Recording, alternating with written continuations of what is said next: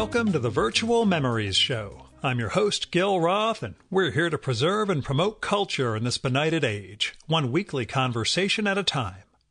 You can subscribe to the Virtual Memories Show through iTunes, or by plugging our RSS feed into your favorite podcatcher. You can find the RSS feed on our websites, vmspod.com or chimeraobscura.com/vm.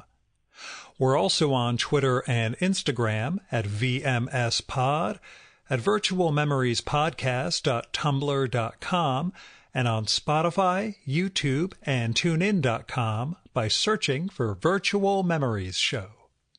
And visit patreon.com/vmspod or paypal.me/vmspod to make a one-time or recurring donation and help me continue to produce smart conversation about books, art, comics, and culture every week at the Virtual Memories Show.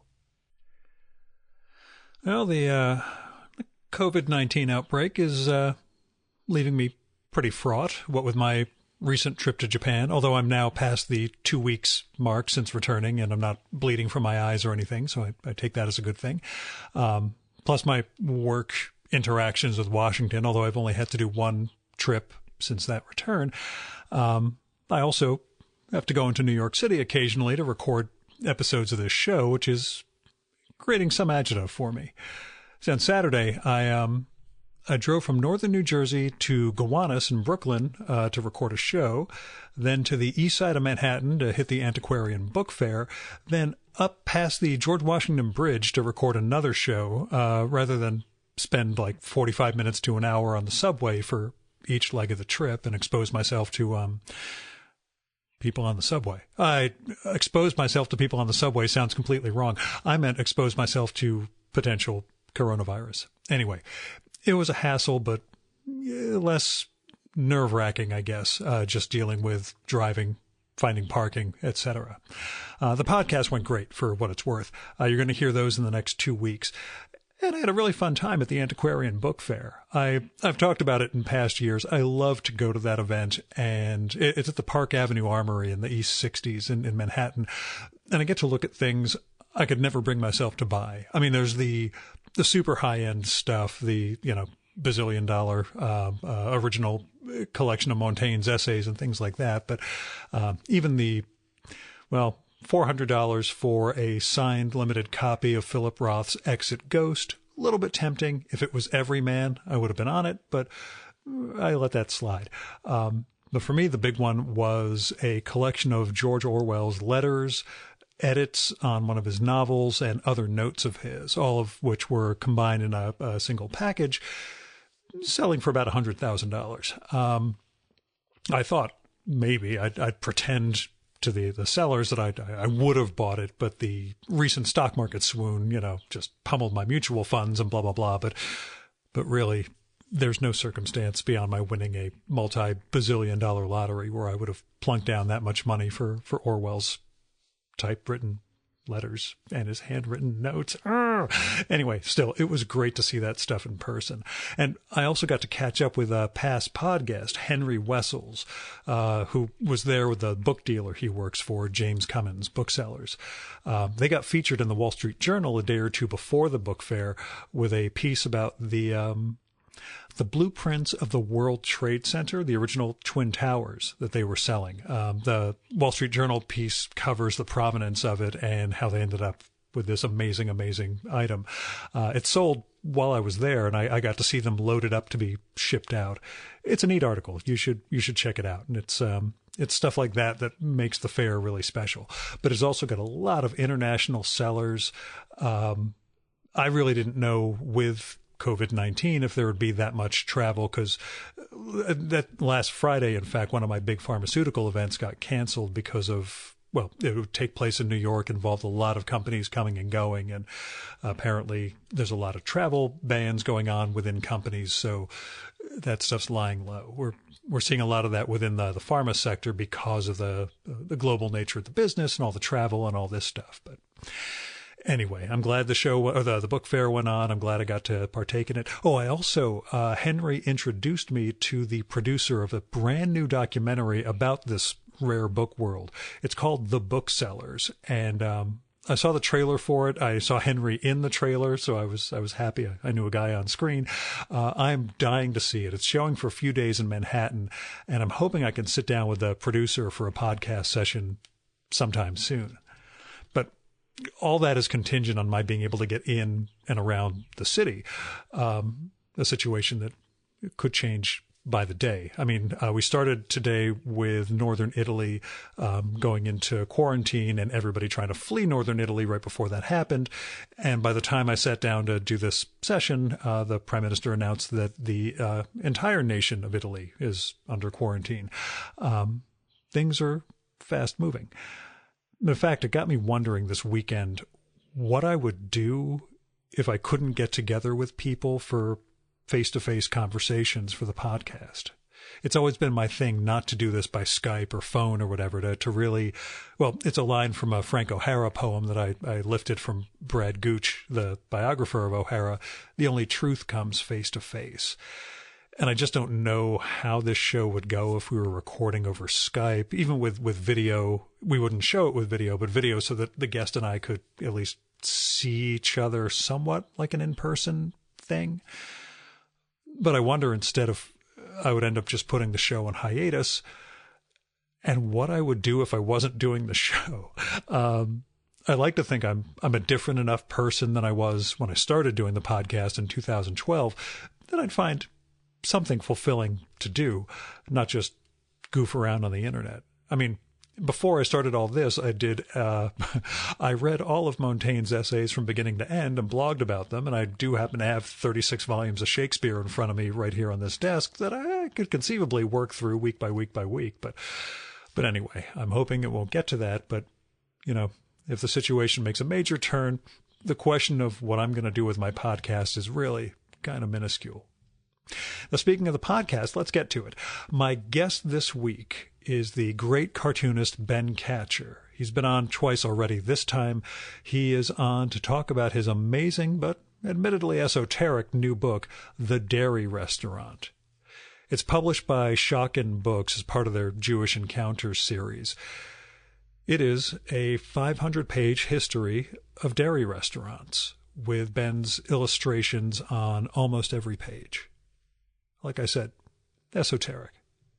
Ben's cartoons, starting with his Julius Knipple strips decades ago, they've always had an eye on the past, and whether it's a real or imagined past, it's the past. And he's alluded to this book for years, and I never knew what he meant until the last time we recorded in Columbus, Ohio during CXC, that it was going to be a prose text with illustrations. I was just dying to see what he would do, what dairy restaurants mean exactly, what their history is, and how he would weave it all together. He does. It's an amazing book. He takes you everywhere. He covers the history of public eating spaces, back to the Garden of Eden, not the restaurant, but the actual garden, vegetarian movements, religious observance over millennia, Jewish and otherwise, New York City restaurant wars. And he caps it off at the end with his own experiences in some of the great dairy restaurants in New York City. And there's a really beautiful but melancholic vibe to it by the end. Now, I enjoyed the dairy restaurant immensely, and sometimes I would just pore over the delicate scratchiness of Ben's drawings. And again, they're on almost every page. They're infused with this, well, like the rest of his work, with longing not just for another time, but for another way of thinking about time, if that makes sense. Speaking of time, if you're listening to this in the day or so after I post it, and you're in the New York City area, you should get to the Strand Bookstore on Thursday, March 12th, 2020, for you time travelers, and check out Ben in conversation with one of my white whale guests, somebody I'm dying to get on the show, Fran Lebowitz, and they're going to talk about the dairy restaurant. They have such different speaking styles. I can't wait to hear them together. So check out strandbooks.com for more info on that event. I'll be going into the city the night before for a publisher's dinner, and I don't know if I'm brave enough to risk repeated visits to New York right about now, but we'll see. Now, as caveats go, there's some background noise from the students nearby. We recorded in Ben's office in Parsons School in West 14th Street. Also, Ben's audio levels go all over the place. You'll pick up what I mean the moment he starts talking. I tried to equalize for that, but hey. Here's Ben's bio from the flap copy of The Dairy Restaurant. Ben Katchor is the author of, among other books, Julius Knipple, Real Estate Photographer, The Cardboard Valise, and The Jew of New York. He was the first cartoonist to receive a MacArthur Fellowship. He teaches at Parsons, the New School, in New York City. And now, the 2020 Virtual Memories conversation with Ben Katchor.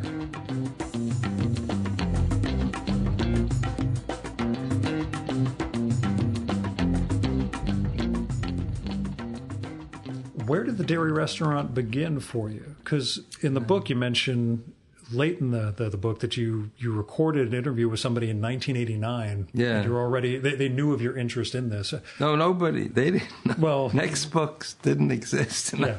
No, it was a long standing interest of mine since I went to these places as a young adult. Mm-hmm. I would say more young adult than child. But yeah, they were all over New York, and they were very different than other restaurants, but from a strange, the aesthetics of them. They were sort of the escape from the real world into this dairy world. So even back then, I actually interviewed a few people in the business, because I also was talking to people in the Jewish restaurant business in general. What? Yeah. Just in general, Jewish restaurants? Yeah. I did an interview with a guy named Trotsky who was a caterer down in Lower Manhattan, a kosher caterer, and a few other people. I'm sort of blanking it. But anyway, yeah, it was of interest to me, Jewish food, and maybe even more restaurant culture than the food. Yeah, because it doesn't sound like stuff that's made at home. What? Like you mentioned a little bit about stuff being made at home, but not really. No, it's not about the food. Yeah. And it's... What was it about the aesthetic? As you dive further and further into it, did you find... Well, now looking back at this thing, I realize that what interested me about it was that it was a remnant of Eastern European Jewish culture that kind of was coming to a tail end. Mm-hmm. My father's generation, and that would even think of going to a dairy restaurant or looking for such a place, or liking the food. So, it was probably also that. It was a place to catch a bit of that moment of that specific kind of Jewish culture.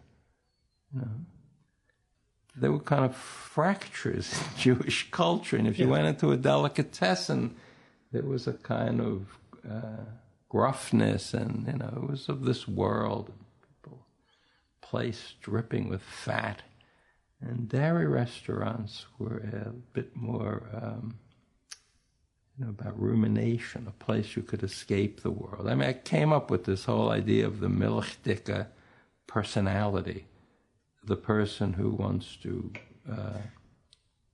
leave the world of action and move into a world of thought or rumination, and really So yeah, that you felt that there of this specific Yiddish inflected form. I mean, because the book shows that there were things called dairy restaurants all over the world. It's a worldwide history. Mm-hmm. I mean, I think it's the only way to talk about a particular Jewish aspect of it is to place it in the world context, not to say it's unique. Yeah, to try to Jews. tie it. I mean, there was a unique thing about it, but it was also part of a bigger impulse. So it's a strange. Yeah, I think the perfect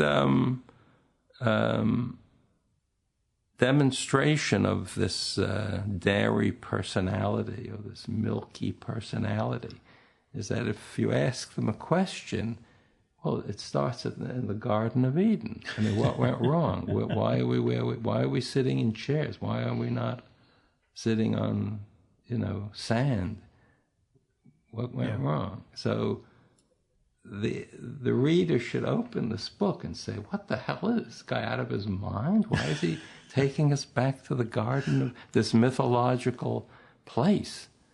I want to read about dairy restaurants. And yet you convey it in a prosaic, non-supernatural way. Well, I'm not. I don't have too much of a supernatural bent to me. Yeah. So I'm looking at it as a materialist. What went on there, and my interpretation of its meaning. At what point did you know you were going back that far? As you started working on this, like when did it turn I started looking into the idea of public eating away from home. It comes up in lots of Jewish stories. Somebody has to rush home for the Sabbath, or they're worried they're going to get stuck outside at night and they won't have anything to eat because there's no kosher food available. I mean, people were concerned about eating.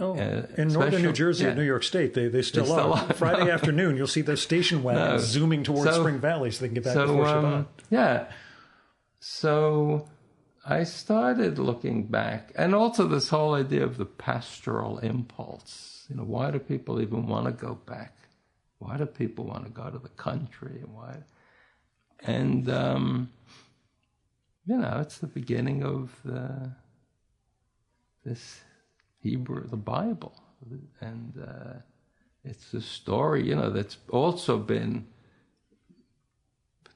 had a big part in Christian culture, and I sort of wanted to pull these things apart. I mean, and it's my take on it, and it's the first semi-public eating place. And I don't know if people think. I don't know what people are so obsessed with the idea of original sin, or that they forget these people were in a pleasure garden. Mm-hmm.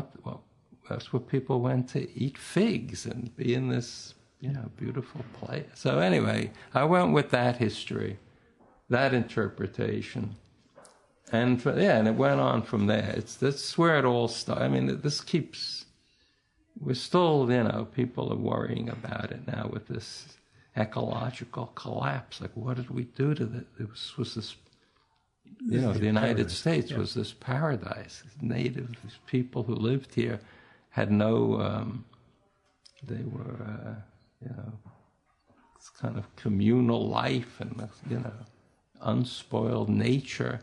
And they're saying, what did you do to us? Look what you did. Mm-hmm. So I think it's very much on people's mind. How do we wind back the clock to this? Is it even possible? Mm-hmm. And so, that all came into this insane rumination. I mean, the thing is, people who think about things are not the people who do things in the world usually. The people who do things do it. And they don't even, if they thought out all the consequences, of course they wouldn't do what they did. Right? The people at Exxon, they knew all of what they were doing. They didn't care. They just said, okay, we'll take care of that. Yeah, the next guy will take it. Yeah, if you had asked, anybody with a mind thinking about ramifications of the fossil fuel industry, they'd say, there are other ways to do it. Let's figure out a less destructive. It's so obvious, but those people were not the ones who were doing the thing. Yeah. They knew it. They were thinking about it. I was reading Rachel Carson when I was a child. Yeah. I mean, The Silent Spring. Yeah, this place is falling apart. Mm-hmm. So I don't know what that has to do. But anyway, that's dairy. So a dairy restaurant, to me, ends up feeling like a urban, walled Garden of Eden, where you can revert back to this kind of diet, a kind of dairy diet or a non-meat diet. But it's in this world, so it gets tied into all of the struggles of this world, swindling, and people who ran them were not millistic personalities. They were business people. Most of them were not vegetarians. Most of them, it was just a business, pretty desperate business, So it's the history of how Jews stopped working. Like all of these people, it's like a constant theme. They didn't want their children to go into this business. They would let them work there for a day to show them how horrible it was. You don't want to do this. You don't want to do this kind of labor. You want to go into some easier way to make a living. Mm-hmm. And, that also had kind of bad results, Go into... now, people don't want to go into anything that involves any work. So it's kind of weird. I don't know. I find it interesting that I've managed to shift from sitting down for a lunch meeting with large pharmaceutical executives to coming down here and having this conversation. But it's horrible. I just heard this guy wrote a book, Troubled Waters, about no one is thinking about the fact that the whole Earth's water system is full of pharmaceuticals. Yes, there's antidepressants and anti-anxiety drugs are being flushed down the toilet. There's a way to take them out and clean it, but nobody's doing it. That's part of my day job, talking to Congress about that stuff. But flipping sides and doing this in the quote unquote spare time.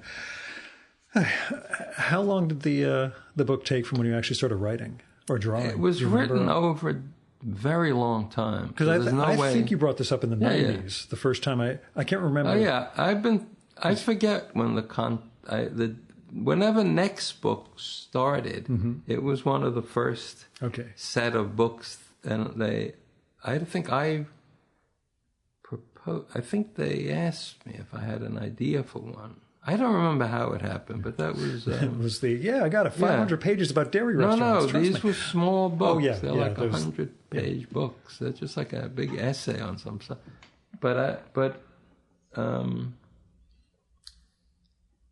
since there isn't a lot... it's not like I could read the body of work about dairy restaurants and comment on it. That didn't exist. Mm-hmm. So I had to write the history. And they were... they were as much into the world, into the idea of doing this as I was. So there was no hurry. They said, figure it out. It's not it's not topical that most young people don't know what this is talking about. What was the toughest part of the research in that respect? Was it just trying to track down before the internet, before word search of text existed, it would be impossible to find a reference to this area of research in a book that had nothing to do with it. Mm-hmm. So, word searching of text has changed all research. Things to show up in books that have, nothing. You'd have to read every book in the world to figure out where this stuff is hidden. Yeah. Now... And there was this moment in there when the Google project was still... The Google books, when they were scanning everything? It was all online, and now a lot of that isn't. So a lot of this was found in that moment. where I could like search books at just the right time. I don't know, the right language. But it's an insane project because it's a worldwide history of all time. I mean, you should just say that's not possible. Why you do that? You can't do that. That's I did look at you incredulously when you first brought it out, but I figured you knew what you were doing. It's not a book. Yeah, yeah. And it is. I think of it as an outline for this history or the cultural part of it. I mean, there's all these angles to it. And I don't know. I mean, there's kind of a website I'm setting up to sort of continue. I mean, put all the corrections and annotations and I mean, that's. Is there a degree to which you feel completeness? I don't want to say closure, but that you've at least now that it exists as an actual book. I just felt feels like it was stopped. enough of an outline. At the very end, you mentioned that the need to just bring it together. Yeah, I mean, the current I went through a few editors. Mm-hmm. They retired or they left the field. Hung themselves. And, what? Hung themselves. No. But I sort of got this sense either books would not exist anymore and these contracts would be canceled because it's so, it looks like it's not happening. And I got interested in the idea of how many book contracts are made that are not fulfilled for good reasons, not for just because people have a block, but they just can't. Yeah, it's impossible to finish the book. Mm-hmm. And I was thinking about that, and there are quite a few actually. I kept coming up with stories about these. You are going to sit down with Fran Lebowitz for an event around the book, and she's legendarily somebody who never quite fulfilled the big book contract. Yeah, there were talkers. A big part of Yiddish culture was talkers who didn't write. Yeah. And a lot of that is lost. And I think she's in that category of a talker. Yeah. Clive James talks about that in early 20th century Vienna. He cites a couple of guys who were just renowned as the greatest wits of their time, but nobody wrote anything down, so you just had to trust their contemporaries about it. Yeah, there are also great teachers who don't want to write their ideas. They just are great in a classroom. I don't think it's such a big deal. She's a great talker. Yeah, I'm down. If I can ever get her on the show, I'll be... you can be... That's a kind of a rare thing now. And with podcasts, maybe she should have a podcast. I could imagine it would turn into, instead of the Fran Lebowitz hour, the Fran Lebowitz day. If she just started, I'm not sure if she would stop. Yeah. I don't. But put a clock on. Yeah. I mentioned that early 20th century Vienna. Is there an era that you, outside of New York, before you were born? Is there did this book in particular? I guess interwar Warsaw. Yeah. It just seems I'm reading a lot now, especially as my Yiddish got more I'm more easier to read in Yiddish. There's amazing things going on there. Mm-hmm. I mean, just, this world, a whole world in that language and a whole world of these kind of a kind of Jewish culture that interests me. So, but, there's a lot of literary remains of that world, and you can really get pretty deeply into it if you care to. You can live there, sort of. Yeah. But that, I would say that sounded... It might be... I don't know that... Anyway, I don't know that I'd want to not live but a place you that you see as not ideal, but, one of those places you'd love to at least visit. I guess. Yeah, it would be. But I feel like I am sort of through these books and memoirs and newspapers. There's tons of stuff to look at. People wrote a hell of a lot. Printed in really small type. Yeah. I mean, I think it was something Spiegelman said that Chris Ware is a young man's cartoonist because, his lettering was just so small. Yeah. No, I know, it's good. And a lot of it has been the Yiddish Book Center up in Amherst has digitized a lot of books. And they built that on my old college campus. I went to Hampshire, really? and they built it after I left. But I like to think I left a little Yiddish cell phone in there for it. I'm going to go up there pretty soon. Is your family Polish, or I know you mentioned Ukrainian? My father from Warsaw, my mother's side from Kiev. Yeah. So whatever that's. We're was part of Russia then, but whether they were. They were Jews first. Yeah, they were not very assimilated Poles or Russians. They were Yiddish speaking. A lot of times it didn't matter if they considered themselves Polish or Russian. Themselves. He was born in another century. So have you ever visited? No. Any of those? Is it something you would think of doing, or do you have a... I don't speak Polish. And so I think it would be kind of hard to get around. I'll be in Japan There's in a some couple of interesting weeks. archives there, but I mean, I like Polish food, and I like, I've been sort of in the East a little bit, in Hungary and St. Petersburg. I'd like to go. I just haven't. I don't know. Not a very ambitious traveler. Mm-hmm. So... The book is filled with illustrations. There are ones that you literally, like in your captions, imaginary view of X, Y, or Z. How do you settle on what you wanted to draw for of all the possible things? I don't know. It's as I was rewriting it or formatting it, things just popped out and said, do a picture of that. Draw me. The reason... There's a reason why this is not a comic strip, and it's a weird kind of illustrated... One piece becomes sort of a comic strip. Ish, but... Yeah. That's because I was there. I witnessed it. The scene with the mink? Text is about... in Lessing's description of what the difference between text and pictures are. So text is about time, and pictures are about the depiction of space. And since these places, I never went to all these places, and it would be complete historical fiction if I started reconstructing them as a comic strip. And I didn't want it to feel like historical fiction. Yeah. Except the parts that are mythology, that's fiction because it's mythology. But no, I wanted it to feel like I'm presenting the material on the level I encountered it, which was prose mainly. Mm-hmm. And then the section about places I knew myself, there's a couple of more spatial description. I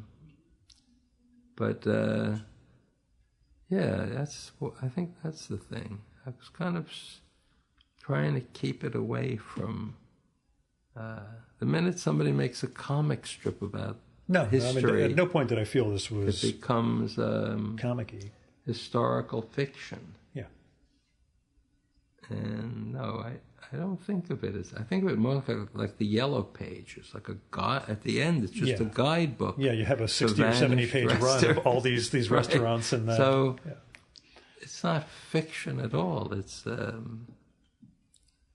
it's a strange thing. Just because I make a lot of comic strips, I can also do other things. I can just do guidebooks and things like that. And now, the history of dairy restaurants. So, you're a historian. Well, amateur historian. That's the best kind. Yeah, I'm reading a really obsessive book that almost reminds me of this. It's called New York Intellectuals by Alan Wald. It's I don't know. It's about 500 pages. It's all these New York people from the 20s and 30s who were on the left, and how a lot of them sort of swung to become famous neoconservatives. But it's packed with so much information. I mean, this person just knew the period, and hundreds of people have to be. And and then there's a little section of photographs, but it's completely not a visual. It's pure thought, this book. Yeah. But these were all people who were constantly corresponding and writing everything down. So it was a lot of text to work with. And I found a really good reference to one of the Jewish vegetarian / dairy restaurants in it. Yeah. It was it's pointless to go into it. It's deep because inside it would these need a half an hour of an explanation of what was going on there. But I'm sure I'm sorry I didn't I should have read that book. But, But that's a good historian have to have read so much. It's like mind-boggling. That's the Robert Caro thing, where he just, he got down to the Lyndon Johnson Library and started with box number 1 and just started going through box after box of documents. That's somebody's papers. But that's his entire life also devoted to that. So. No, but you have to know everything about the world. Mm-hmm. And there are these people who sort of have a good grasp of it. Yeah. And I mean, that's in that way I'm an amateur. Yeah, but it does feel like it's aspiring to that sort of Austrian or Vienna thing that let's take this project and start expanding and making this. Build it out. Yeah, you could. Then you never, when you... Or you sit in a cafe smoking and drinking coffee and telling stories. Where are these... point. It's like somebody saying, well, do you edit a phone book? No, you want as many people who have phones in New York in it as possible. You don't want to. Yeah. There's no. But you're dating yourself editing, with phone book references. Sort of limiting yourself, it becomes point. So one of the big issues was to describe the whole world of New York and then New York Jewish eating, to say, well, it's not that. It's by elimination, to say this is what dairy restaurants were about. So I had to describe like the whole world. It's not a dairy restaurant. Yeah. Which is an insane approach to doing anything, but that's what I took. I don't know why. Because I wasn't in a hurry. No, it was written with a complete, except feeling the sense of maybe my publisher will go out of business or something before I get and it was a book contract. If it were a website, it would just go on. We are people with a covenant.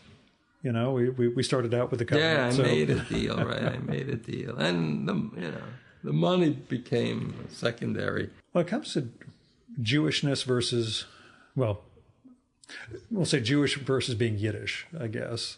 That sense of Jewishness as a culture versus a religion. There's a lot of...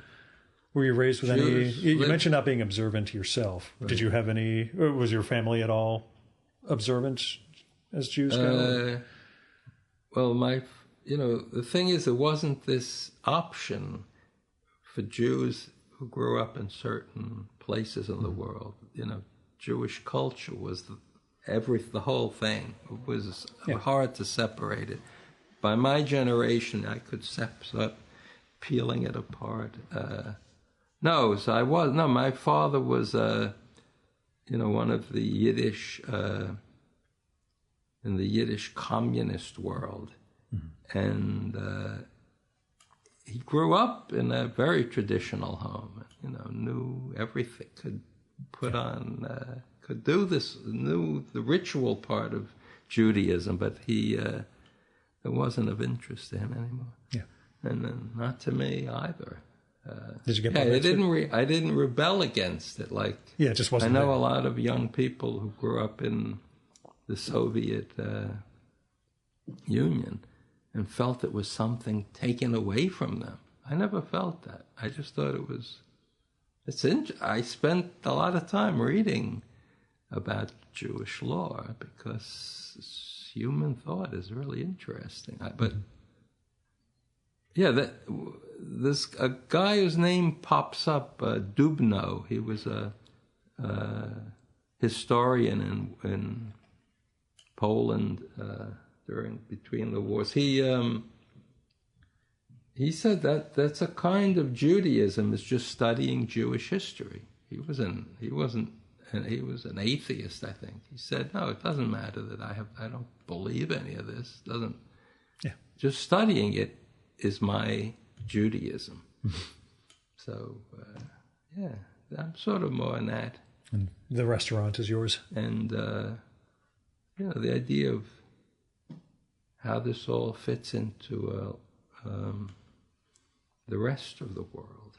The continuum. The Christian world, the Muslim world, whatever, the you go to, secular world. What? You go to India with it at one point. You have the... Yeah, these things will all cross paths and, right. I don't know. You can't... Where do you stop? And then how deep should every book go into every subject? It's complicated. I mean, it's probably not a big issue for most rational people, but for somebody who gets into this deep rumination mode, and neurotic compulsive behavior, they want to think about all these possibilities. Cows are ruminants. Right. Yeah, that's right. That's I'm assuming. Yeah, did I put it down? Yeah, it talks a lot about dairy production and that whole history. Oh, and milk as a source of being poisoned, and milk as a source of health. I mean, it was both. So. And keeping the cows in a good mood. Yeah, to produce. The whole idea of that's part of the dairy personality. I don't know. It's there's no contents page, and there's no somebody said, well, you have to have an index. It's such an insanely complicated book. And I said, no, I don't really see people reading it from cover to... I see people just opening it and looking at the pictures and then saying, what is that? Where does that fit in? And reading it. And I don't know that it's a book that makes this... that you'd lose track of the argument terribly if you just read it from jump ahead. I don't know how to read this. You could have warned me before I started. Oh, no, I don't know how to. I wouldn't tell somebody how, but I don't.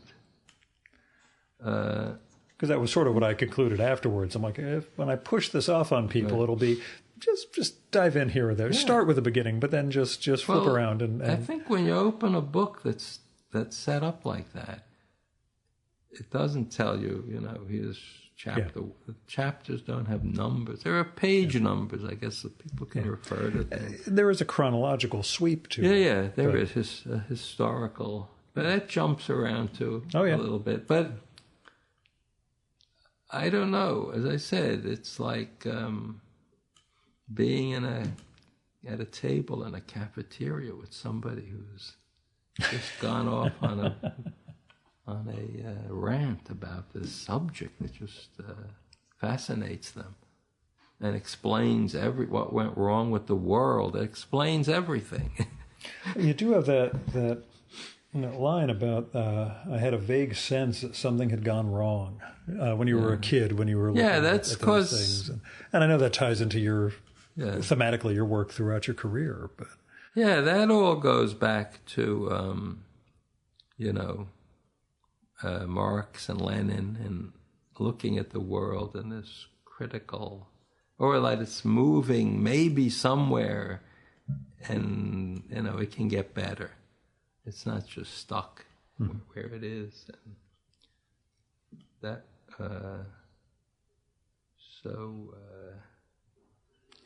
Do you feel that sense of expulsion? Though we talked about the right. Garden of I Eden. describe the end of these places as like the second. There was this urban Garden of Eden, and that I was thrown out of that. So, the second expulsion. Yeah, I think about that, but and it's kind of now echoed in the whole world, not just in New York City. So we'll see. Yeah, I'm curious to see what a young person makes of this, or whether they just think it's the most tragic thing they could. I don't know. I don't know.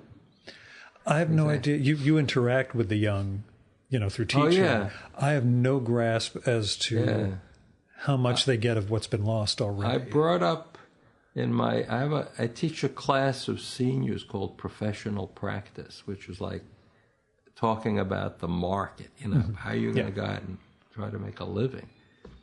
And there's this book, I don't know if you know it, it came out a few years ago, Culture Crash, Scott. Oh, yeah, the one who... Yeah. And, it was 5 years ago it was written, and it's kind of the world they're going into. Whether they want to know this or not, I sort of think they should read it if they're interested. If they want to be oblivious, and it doesn't matter. Everybody's born into, you can't go back, can't crawl back to the womb and say, I want to be born a little later. What? I'll come around next time. Yeah, so, but at least they should know the economics of what they're up against. Mm-hmm. And that's what I wonder. The New York they see around them here bears no signs of what was lost. Things have already been replaced so often. Oh, well, that's... And we both have the place we met our wives no longer exists. With me, it was St. Mark's Bookshop, where Amy and I had we met for our first date. But that was already the second location of St. Mark's. They moved to a third and then went out of business, and now it's just an empty storefront. Yeah. Oh, well, that's... And you had I'm thinking about,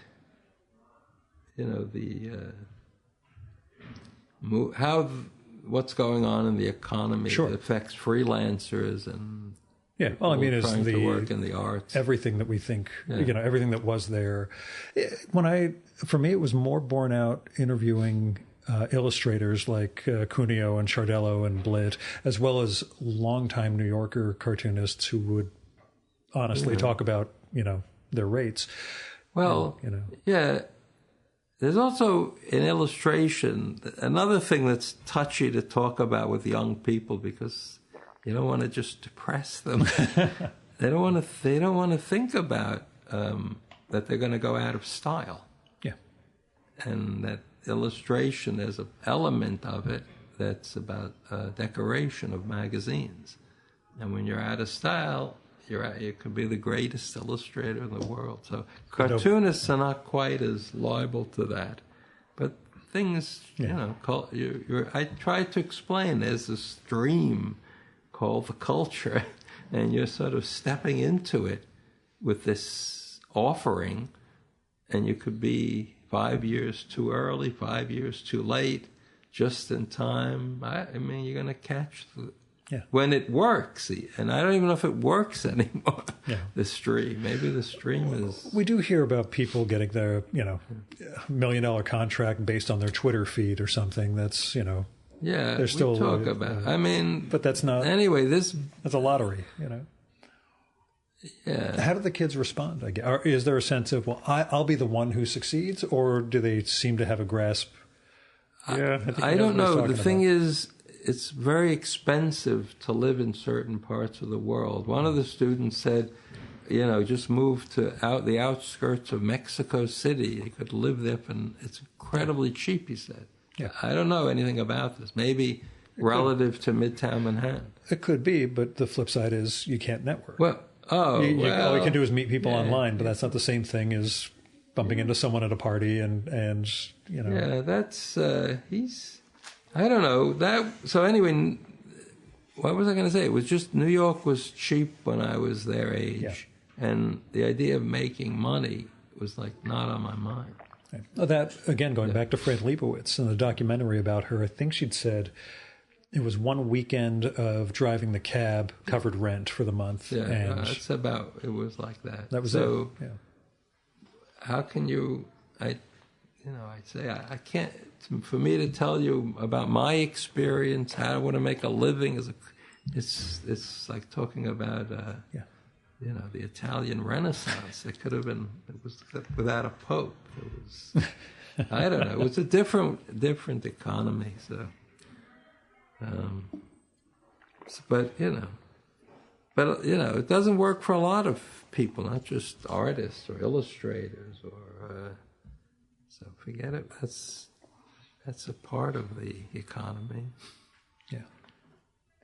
And it was your father's Marxist communist bent that sort of directed you into looking at economic forces like that when you were younger? Because some people don't have a natural bent for that. No, I wasn't interested in politics as a kid. No? Not at all. That was only as you got older and started experiencing. He covered that part of the world. I didn't feel... He took me to the SDS meetings. Mm-hmm.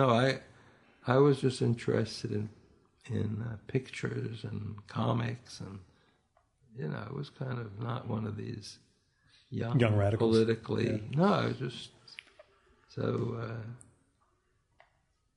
right.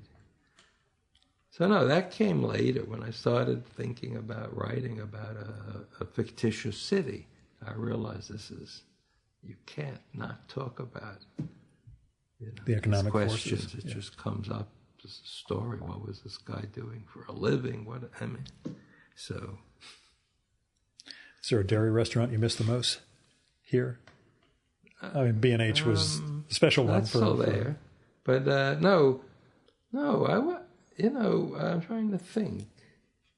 What did I really miss?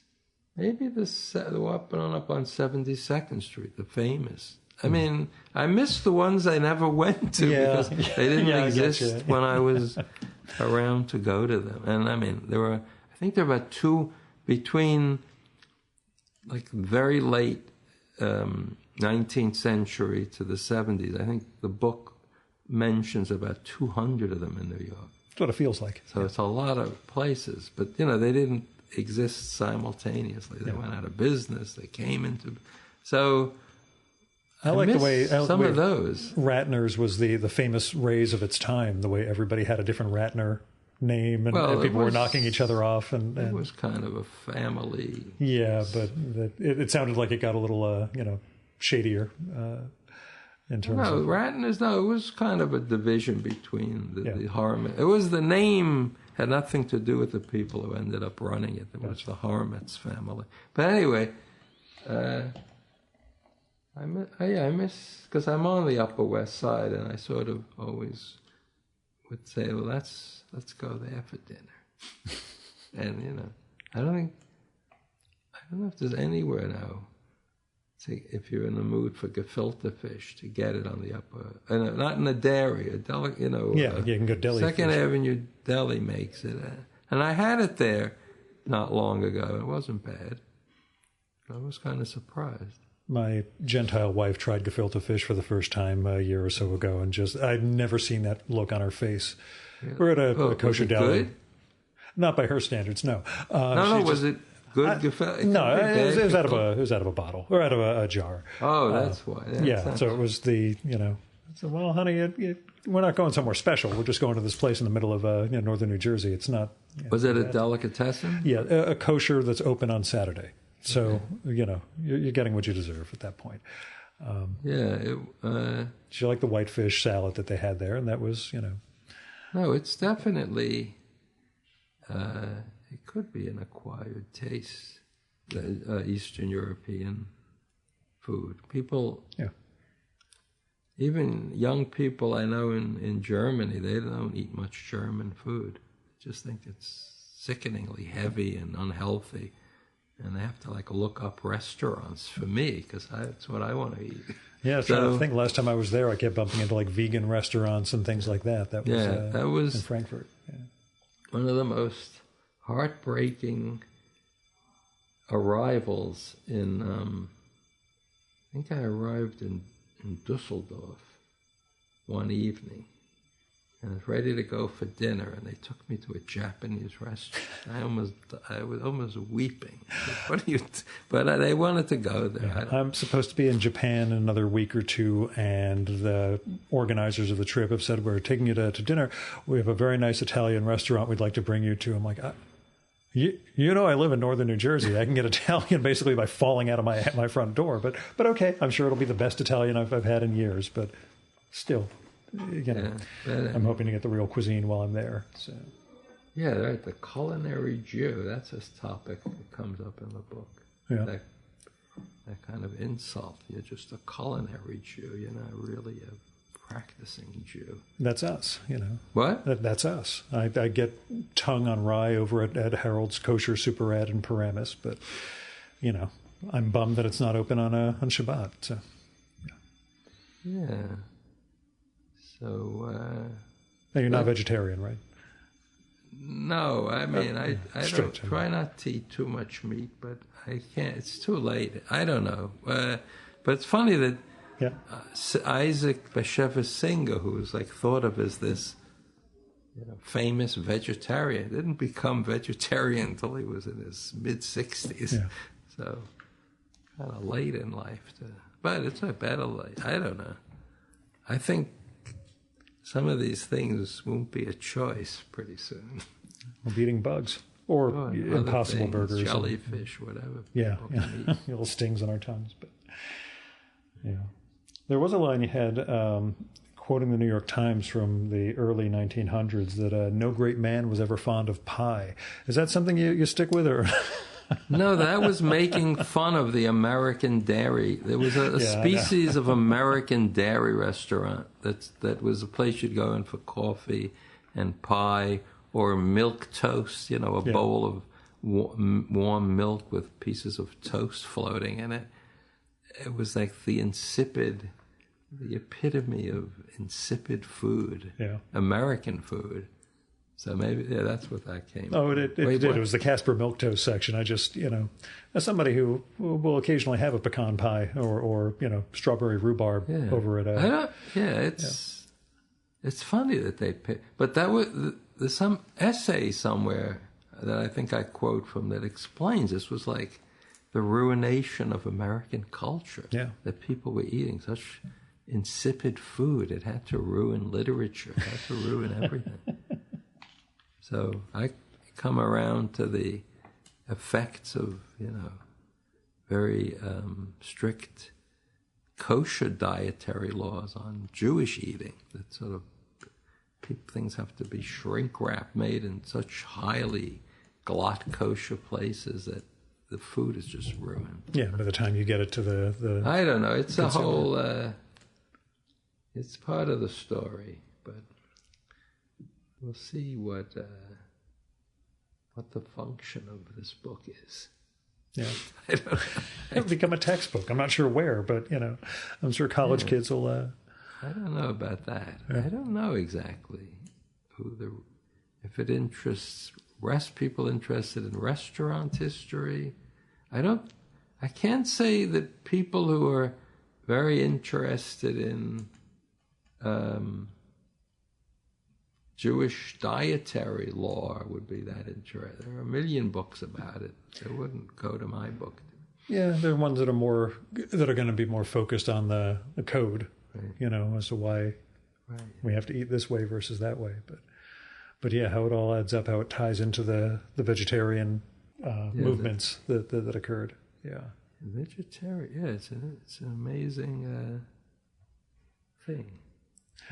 But was there a point of feeling like you'd fallen in too deep? That essentially that this was an Yeah, but that was the point. Was it? Yeah, I know. But was it early in the project, or was it something where you didn't quite get that? I don't know. Early on, I said, was it just this is open going to ended? take a long time to. Yeah. I don't know where to find this information, and it would come to me by accident. Yeah. A lot of things, and I said, "Can you write a book by a nonfiction book, waiting for material by accident? You'll never get enough material." I thought that was an option. That was a possibility. Yeah. Sort of a personal essay that ties into all this stuff. I'm envisioning it more like that, like the process of discovering this stuff. A book can be boiled down to a paragraph or a short story, but it's not the struggle of the thing. I don't know. It's a cross between an encyclopedia and a phone book. But it's also got you. Memoir. I don't know. That's the thing. It's the memoir quality I'm interested in, the sense of inserting Yeah. yourself. In one sense, you insert yourself at the end with your experiences, but at the same time, the illustrations throughout they're nobody but you. You know, these are Ben Katchor drawings. Yeah, these are not some random. You know, I wanted to sort of filter it through my handwriting and on that level. Yeah, and I think everybody should, for a few moments, think about everything they know and say, what do I know about it? How does this impinge on my life? You know, all the historical angles. I mean, there are infinite things I've heard about and I know about. And what is my pleasure in nature when I go, you know, into whatever is left of the countryside? You know, what am I seeing? Am I thinking about a painting by Poussin or Claude Lorraine, or am I looking at I think I'm really, my whole view of the world is colored by these things I know historically. So it's good to come to terms with that, or at least make a catalog of it. And because nobody in the dairy restaurant business knows this, would look at this history and say, of course I know that. No, they wouldn't know. Most of the people around these places didn't know restaurants if they grew up in Eastern Europe. So they were following a model they discovered here. They didn't know anything. It's only me. When I went into a dairy restaurant, all these things came to my mind. But so in that sense, it's like a history written for one person. It may not have any application or resonance with somebody else. So that's something I was confronted with, that people like to kind of, build nations and universal groupings of people, that they have this similar background, similar sensibilities. I think this is just my take on this thing, and someone else will have some other crackpot I mean, when you read the little that's been written about dairy restaurants, some people who are considered food historians say that this is an American thing, it never existed anywhere. Yeah, it's just a weird little singularity. That there's nowhere else to go with it. Mm-hmm. But that's ridiculous. That's like saying chairs were an American thing or something. Have you had any feedback so far about it? From a few people. Mm-hmm. It's I don't know. Fran Lebowitz liked it, which was sort of surprising. I didn't even know she was looking at it, so that was kind of surprising. Well, there's a writer, Alexander Theroux, who writes these enormous kind of Milichtica books too. He wrote this strange book about food dislikes called Einstein's Beats, which is like 1,000 pages. I think I've heard of that, Fantagraphics. That's where it's a book. It's a catalog of historical literary figures and foods they didn't like, and how that shaped their personality. That's a book. You just open up by chance and start reading, and it's amazing. And that way you don't feel so weird about this one, if somebody else put that much work into... There are books like this. I mean, there were... I love... My favorite book are these old Chicago Yellow Pages with... when they still had handmade, unique illustrations, not like clip art. Yeah. And there's like this period where these exist. Those are my favorite. If I had to sort of have a book on a desert island that I would never grow tired of looking at, because it's the whole city is there in this very strange format with weird pictures and names and the whole language. I mean, it's kind of like like the perfect found poetry. So, yeah, I wish, sort of a big part of this feels like that to me, like a directory.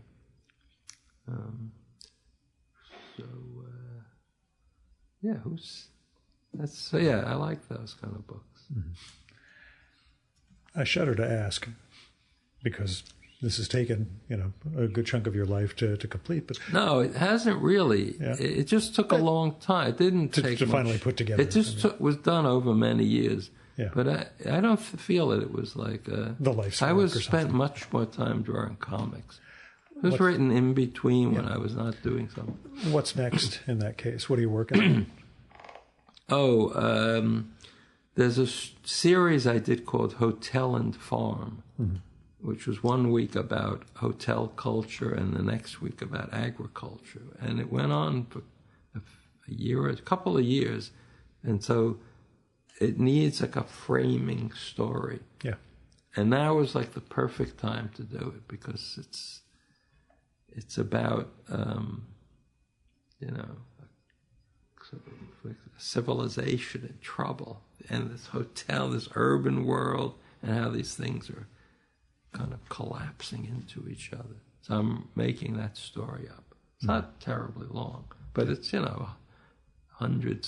maybe 150 strips, weekly strips. Where was it running? I forget. In weekly papers, different papers. No, they still the when old they weekly exist. thing.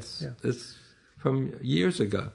Yeah, that's. Oh, is it the Forward also, or I can't remember? They may have run it there. I don't remember.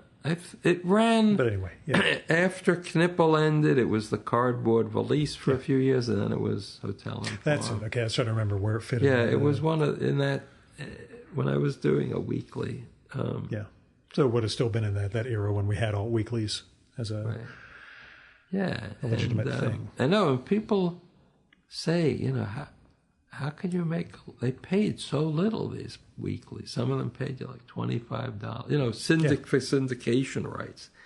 How could you live on a paper that would? Well, if you had 10 or 15 papers and your rent was $100 a month, that was it. It was like making, thousands of dollars. So again, it's another one, like another area that I went into with the show is guys like Dan Perkins, Tom Tomorrow, and Durf Backdurf, Keith Knight, guys like that who were all doing fine when there was an alt-weekly ecosystem for them, but so I had to find another model.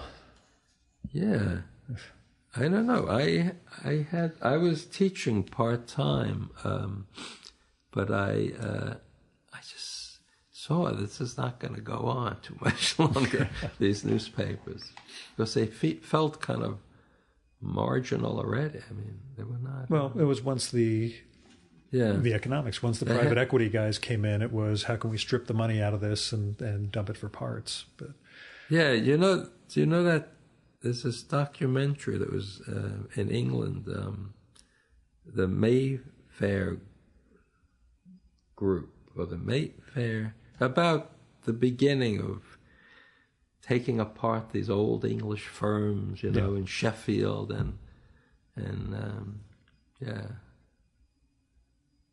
So finally it had to come to publishing too, or the dematerializing of books, all of that, and there's a good part of it, and the thing is, if the money was spread out, if Facebook paid everybody, and Twitter paid you every time you posted, you could make a living sitting home all day, and it should. They're making enough money. There should be. They're just not spreading the money around fairly. Mm-hmm. It's very simple. It's not a complicated equation. It's just in the pre-corporate publishing, this was a thing done by people who just loved books for 5% profit. They didn't do it to make a lot of money. They had money, so if you think you can make money off of somebody writing a book about dairy restaurants, you pull the wool over their eyes. Why would you do that? You wouldn't. But it's something, I think, all these things are worth subsidizing. And, and the dematerializing of books means it's possible to do it. Everybody now has a radio show. That was impossible to get on the radio before the internet. It was the hardest thing in the world to have a radio show. So there's good, the technology, I think, is a good thing. It's just being used to a sort of selfish purpose. I mean, the income generated from all this stuff. So. And that's why I do a great job of making absolutely no money from this show. I figure it's better to have that than to start to get lured by any sense of financial reward. No, I mean... No, it's true. It holds up pretty well. I got the day job there for are this. Models that I know.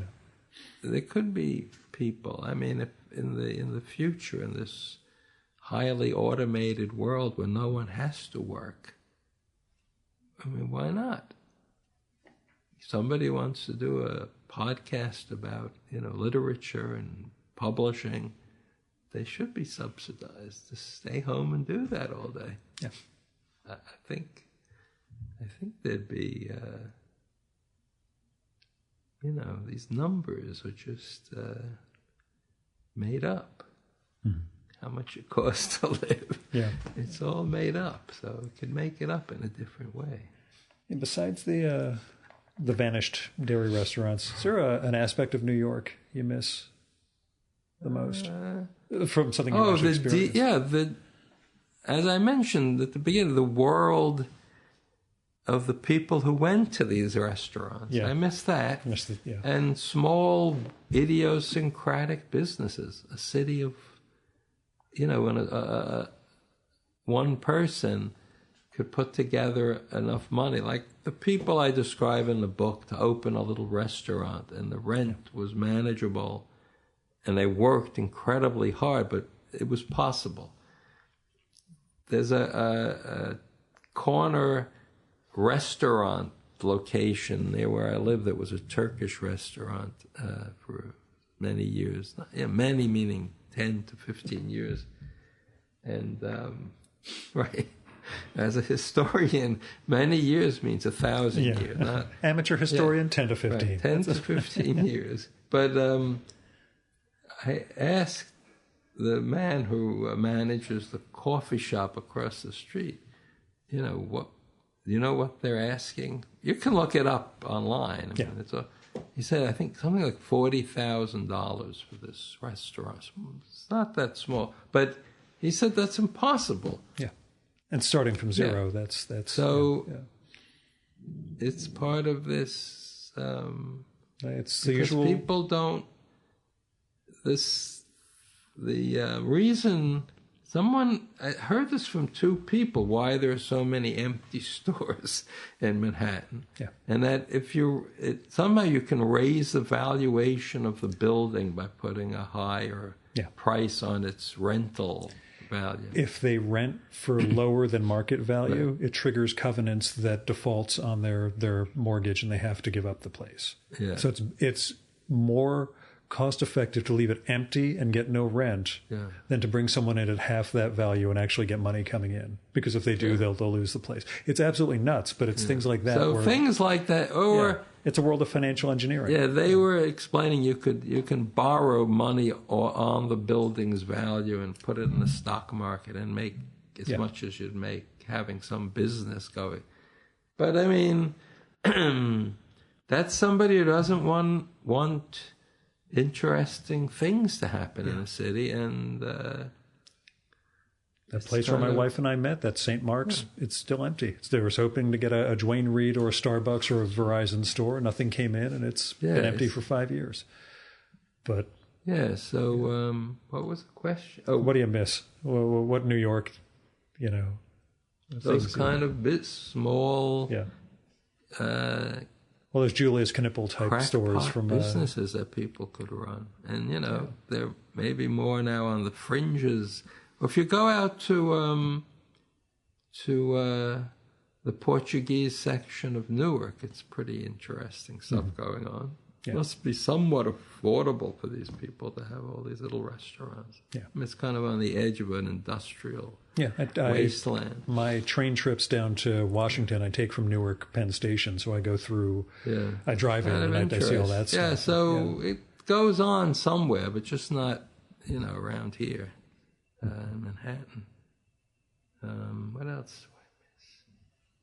Something. Oh, bookstores. There were a lot of bookstores. There was a book row. Yeah. Right around the corner from here. Yeah. Right.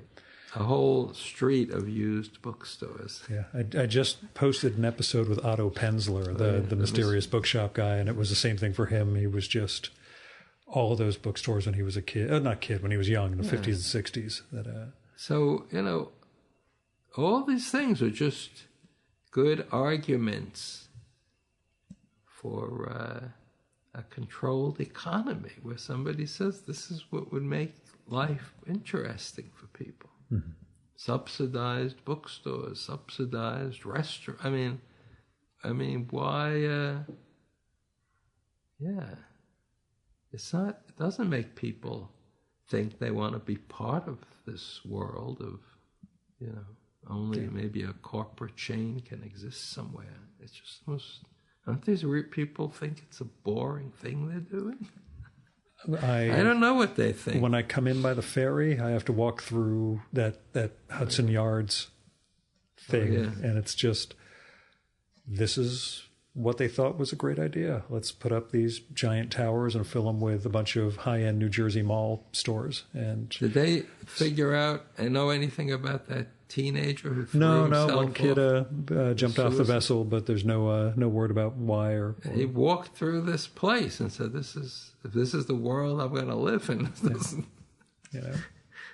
It's kind of gruesome. It's I don't know. It's like what do these people do for entertainment who I don't know. It's complicated. Every middle-class person has money in the stock market, and this is what's driving it. So you're going to explain to people, we want to dismantle the ugly part of the world. You're going to dismantle your investment portfolio, basically. And,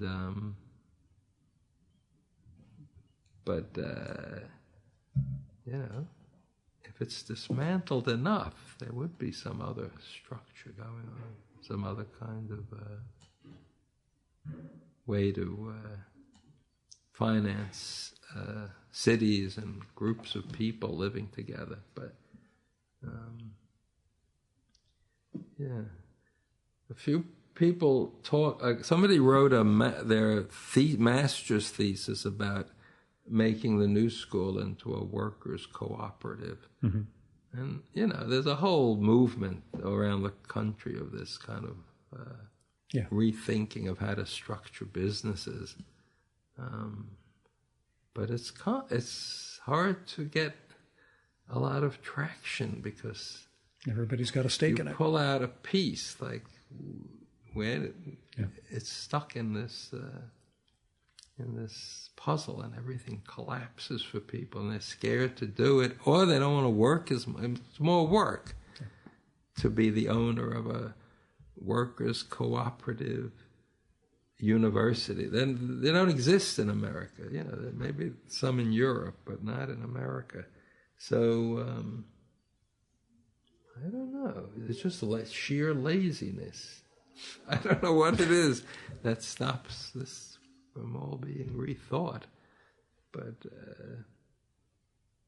the guy, one of the this man that Shalom Aleichem kind of wrote about in a fictionalized way, Yassel Kotek, had a dairy style restaurant in Warsaw, and he was coming up with these endless schemes for kind of improving the life of Jews and Jewish writers in Warsaw. And you can figure it out. I mean, you can figure it out. It's just has to be like in the right place, I think. I don't think lower Manhattan is enough leeway to try to... But I don't know. This guy wrote about it, and there is a thing called they run it out of the school, the platform cooperative. It's kind of online cooperatives that it's not quite as complicated as a university, but you try and build a model, prove the concept, and But of all the schools, this one has this kind of weird utopian origins. It wasn't meant to be a regular school. It's meant to be something. They might throw you out for sedition once they hear the episode. People know about it. I mean, this guy got his master's degree writing about how to dismantle the place. No, that's not... Nobody's worried about it. I don't think they think it's a threat to anybody. I think that's more likely you let the ideas proliferate, because if you actually suppress anything, people will start to take it seriously. Yeah, that's a whole samizdat thing. We can go into that next time we get together. But Ben, thanks so much for coming on the show again. Oh, yeah, thank you. Have a good day.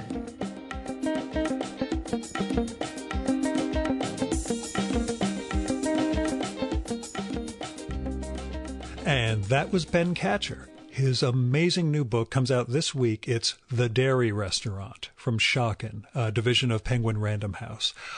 I know Ben was weirdly self-deprecating about it throughout the episode, but trust me, it is a phenomenal piece of work in terms of research, writing, drawing, just trying to bring this project together. And you can find out more about Ben's work at his website, Katchor.com, and that's KATCHOR.com. In addition to his books and other work, the site's got a calendar for his upcoming events. So in addition to the Fran Lebowitz event this week, he's got a few more events in New York, Connecticut, and Amherst in the months ahead. The Amherst one is going to be at that Yiddish book center that he mentioned, which is basically like 300 feet from my old dorm at Hampshire College, which is weirdly appropriate. Ben also, I should point out, organizes the weekly New York Comics and Picture Story Symposium, where different artists and speakers come to Parsons to give a presentation and do a Q&A. That's where Ben and I recorded our first podcast, 7 years ago or so. It was my first live episode of the show, and it worked pretty well. And you can find that at nycomicssymposium.wordpress.com. I'm not going to spell that for you, but Ben is also on Twitter as Ben Katchor, all one word, and he posts about the symposium there with links to that week's session. After we wrapped, I asked Ben, so, who have you been reading? If you want to hear his meandering answer to that, you'll need to become a supporter of the Virtual Memories Show so you can get access to our quarterly bonus podcast, Fear of a Square Planet.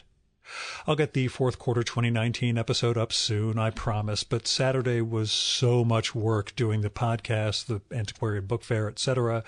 I lost an hour on Sunday with daylight savings time, so it'll have to wait a little while.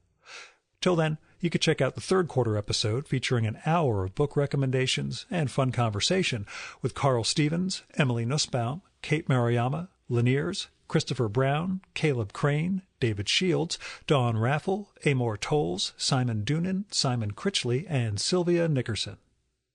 You can support the Virtual Memories Show via patreon.com/VMSpod or paypal.me/VMSpod. I've got all sorts of goals and goodies in place for patrons, including that podcast, patron-only blog, handwritten show notes for every episode, my secret project. Maybe I would do that if I lost the ability to get out and record new episodes of the show. I would really focus on my zine and start sending that out to people. Anyway, and more. So go to patreon.com/VMSpod and support the art of fine conversation. Now, I recorded this episode at Ben's office at Parsons in New York City. I was in the city anyway for business, so tolls and parking were covered, and this was just a couple of subway trips. I also recorded last week's episode with Stoya that same day, so it was a bunch of subway, but, really no major expenses. Still, if you want to help defray some of the costs of the Virtual Memories show, like web hosting, travel, equipment, and coffee, or just toss me some money because you think this show is worth it, then visit patreon.com/VMSpod or paypal.me/VMSpod and make a one-time or recurring donation. Special thanks go out to Jamie Anderson, Nick Bartosik, Buzz Carter, Michael Hacker, Fred Kish, Annie Koyama, Jonathan Kranz, Kevin Katila, Jack Lescamella, Edie Nadelhaft, Stephen Nadler, Barbara Nessim, Jim Ottaviani, George Fow, Payne Prophet, Dmitry Samarov, David Small, Stephen Solomon, Greg Tanner, Ford Thomas, Armando Veve, and Garrett Zecker for going over and above in their support of the Virtual Memories show. We have the full list of show supporters at chimeraobscura.com/VM. Our music for this episode is Fella by Hal Mayforth, used with permission from the artist. You should visit my archives to check out my episode with Hal from the summer of 2018 and learn more about his art and painting. And you can listen to his music at soundcloud.com/Mayforth. And that's MAY4TH. And that's it for this week's episode of the Virtual Memories Show. Thanks so much for listening. We'll be back next week with another great conversation. You can subscribe to the Virtual Memories Show and download past episodes at the iTunes Store. You can also find all our episodes and get on our email list at either of our websites, vmspod.com or chimeraobscura.com/VM. You can also follow the Virtual Memories Show on Twitter and Instagram at VMSpod, at virtualmemoriespodcast.tumblr.com, and on YouTube, Spotify, and TuneIn.com by searching for Virtual Memories Show. And if you like this podcast, please tell your pals, talk it up on social media, and go to iTunes, look up the Virtual Memories Show, and leave a rating and maybe a review for us. It all goes to helping us build a bigger audience. You've been listening to the Virtual Memories Show. I'm your host, Gil Roth. Keep reading, keep making art, and keep the conversation going.